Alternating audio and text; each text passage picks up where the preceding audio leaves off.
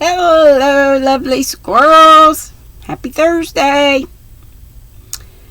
Let's see here. I'll go back and read the last paragraph I think I read. As he spoke, Tom laid the other paper in her lap and went off to the window as if to leave her free to enjoy it unseen, but he could not help but glance now and then, and as Polly's face brightened, his own fell. "Oh, Tom, that's a birthday present worth having, for it's so beautifully given, I don't see how you can refuse it." Oh, I did read all this. "Arthur Sidney is a real nobleman," cried Polly, looking up at last with her face glowing and her eyes full of delight. "So he is. I don't know another man living except Father who would have done such a thing, or who I could bring myself to take it from. Do you see, he's not only paid the confounded debts, but has done it in my name to spare me all he could? I see it. It's like him, and I think he must be very happy to be able to do such a thing. It's an immense weight off my shoulders, for some of those men couldn't afford to wait till I'd begged, borrowed, or earned the money. Sidney can wait, but he won't long if I know myself. You won't take it as a gift, then? Would you? No. Then don't think I will, but I'm a pretty poor affair, Polly. I'm not mean enough to do that while I've got a conscience and a pair of hands." I think I read all that. A rough speech, but it pleased Polly better than the smoothest Tom had ever made in her hearing, for something in his face and voice told her that the friendly act had roused a nobler sentiment than gratitude, making the cancelled obligations of the boy debts of honor to the man. "What will you do, Tom?" "I'll tell you. May I sit here?" And Tom took the low footstool that always stood near Grandma's old chair. "I've had so many plans in my head lately that sometimes it seems as if it would split," continued the poor fellow, rubbing his tired forehead, as if to polish up his wits. "I've thought seriously of going to California, Australia, or some out-of-the-way place where men get rich in a hurry." "Oh, no!" cried Polly, putting out her hand as if to keep him and then snatching it back again before he could turn round. "It would be hard on Mother and the girls, I suppose. Besides, I don't quite like it myself. Looks as if I shirked and ran away." "So it does," said Polly decidedly. "Well, you see, I don't seem to find anything to do unless I turn clerk, and I don't think that would suit. The fact is, I couldn't stand it here where I'm known. It would be easier to scratch gravel on a railroad with a gang of paddies than to sell pins to my friends and neighbors. False pride, I dare say, but it's the truth, and there's no use in dodging."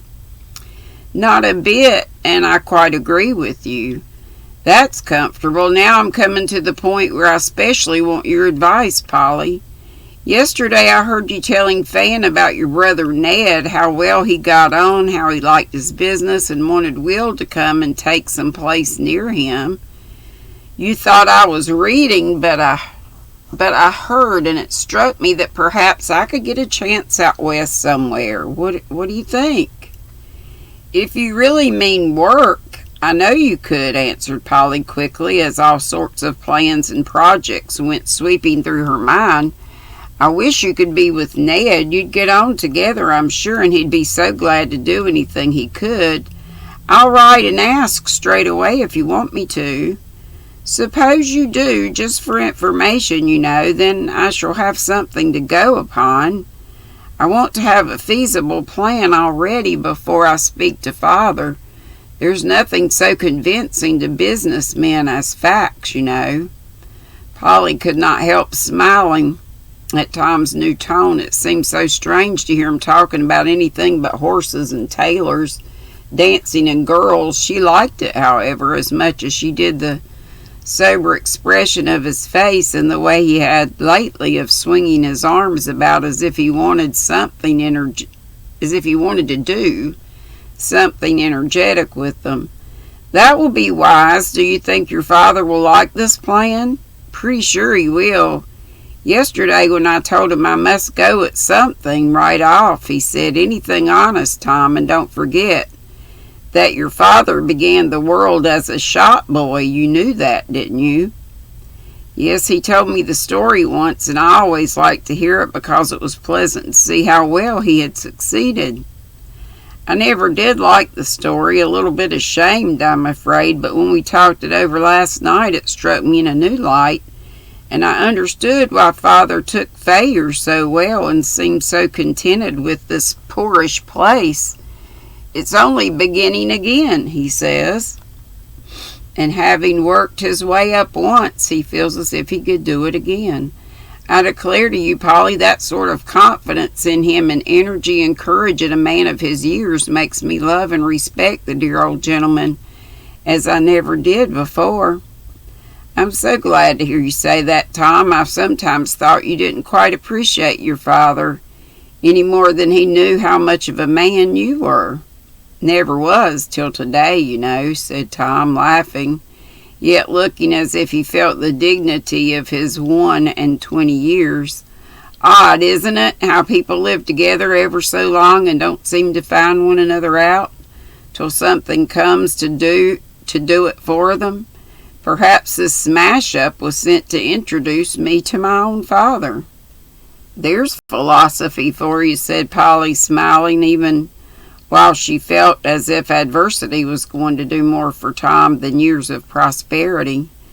They both sat quiet for a minute, Polly in the big chair looking at him with a new respect in her eyes, Tom on the stool nearby slowly tearing up a folded paper he had absently taken from the floor while he talked. Did this surprise you? He asked as a little white shower fluttered from his hands. No. Well, it did me, for you know, as soon as we came to grief, I offered to release Trix from the engagement, and she wouldn't let me, continued Tom, as if having begun the subject, he wished to explain it thoroughly. That surprised me, said Polly.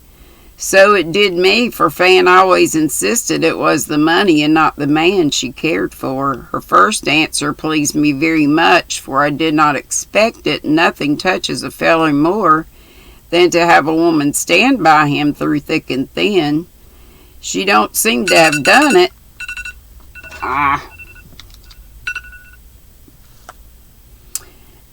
Fan was right. Trix only waited to see how bad things really were, or rather her mother did. She's as cool-hearted and worldly-minded an old soul as I ever saw, and Trix is bound to obey. She gets round it very neatly in her note.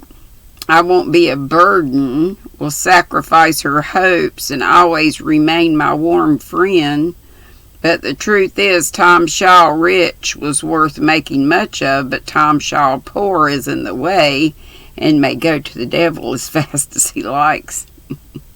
Well, he isn't going, cried Polly, defiantly, for her wrath burned hotly against Trix, though she blessed her for setting the bondman free.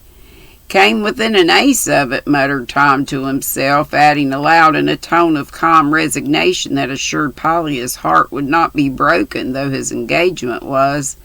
It never rains but it pours, especially in hard times, but when a man is down, a rap or two more don't matter much, I suppose. It's the first blow that hurts most. Glad to see you take the last blow so well. There was an ironic little twang to that speech, and Polly couldn't help it. Tom colored up and looked hurt for a minute, then seemed to right himself with a shrug and said in his outspoken way, To tell the honest truth, Polly, it was not a very hard one. I've had a feeling for some time that Trix and I were not suited to one another, and it might be wiser to stop short, but she did not or would not see it, and I was not going to back out and leave her to wear any more willows, so here we are. I don't bear malice, but hope she'll do better and not be disappointed again. Upon my word, I do. That's very good of you, quite Sydney-esque and noble, said Polly, feeling ill at ease, and wishing she could hide herself behind a cap and spectacles if she was going to play grandma to this confiding youth. "It will be all plain sailing for Sid, I fancy," observed Tom, getting up as if the little cricket suddenly ceased to be comfortable.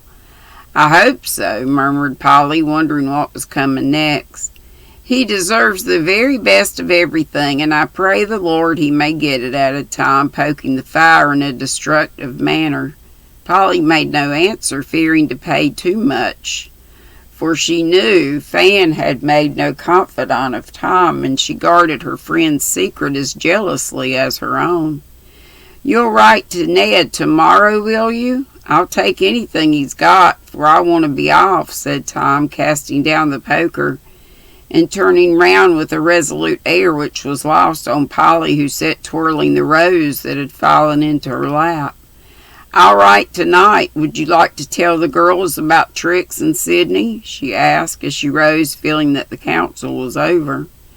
"I wish you would. I don't know how to thank you for all you've done for me. I wish to heaven I did," said Tom, holding out his hand with a look that Polly thought a great deal too grateful for the little she had done.